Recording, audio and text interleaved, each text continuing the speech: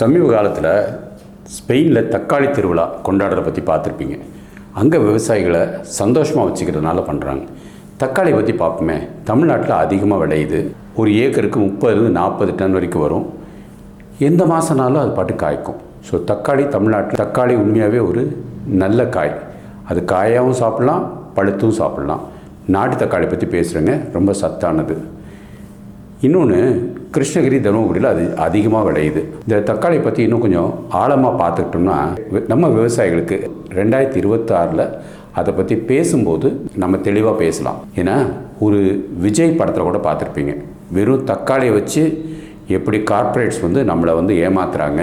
2 company ஒருத்தவங்கள்ட்ட ரொம்ப விலை குறைவாக இருக்கிறவங்கள்ட்ட வாங்குறேன்னு சொல்லிட்டு அவங்கள நாசமாக்குறாங்க இல்லையா. அது உண்மையாகவே நடக்குதுங்க. அது பர்டிகுலராக பார்த்திங்கன்னா ஐரோப்பிய நாடுகளில் இந்த தக்காளி டின்னில் போடுற மாதிரி உள்ள கம்பெனிஸ் நிறைய இருக்குது. ஸோ அவங்க இந்த தக்காளி எந்த நாட்டில் இருந்தாலும் விலை குறைஞ்ச தக்காளியை இறக்குமதி பண்ணிவிட்டு அதை அப்படியே கொஞ்சம் ப்ராசஸ் பண்ணி டின்னில் போட்டுருவாங்க. It is called as plum tomato. Botany ஸ்டூடெண்ட்ஸுக்கு தெரியும் தக்காளியோட அறிவியல் பெயர். அது சொலானியம் ஈயோபெரிஸ்கம். வார்த்தை ரொம்ப டிஃபிகல்ட்டாக இருக்கும். பட் சும்மா ஒரு விளையாட்டுக்கு தான் அது போட்டிருக்கேன். பாட்னி ஸ்டூடெண்ட்ஸ்க்கு அது கட்டாயம் தெரியும். அக்ரிகல்ச்சர் ஸ்டூடெண்ட்ஸ் இன்னும் நல்லா தெரிஞ்சுப்பாங்க. ஸோ நாட்டு தக்காளி ரொம்ப நல்லது. அதில் என்னென்ன சத்து இருக்குதுன்னு பார்ப்போமா.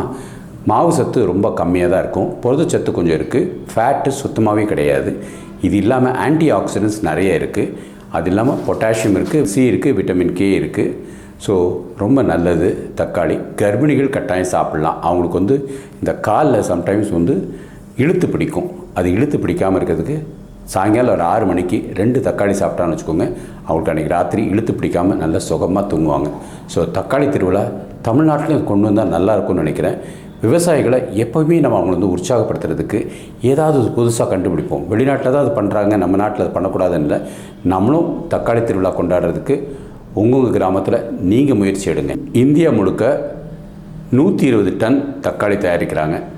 120 டன் தக்காளி தயாரித்து வெளிநாட்டுக்கு ஏற்றுமதி பண்ணுறாங்க. ஸோ தக்காளி தமிழ்நாட்டுக்கு மாத்திரம் இல்லை, இந்தியா ஃபுல்லாக உள்ள பொருளாதாரத்துக்கும் உதவுது. தக்காளி ஒரு நல்ல காய்கறி. அதை நம்ம கொண்டாடுவோம். விவசாயிகளுக்கு ஒரு உற்சாகத்தை கொடுப்போம்.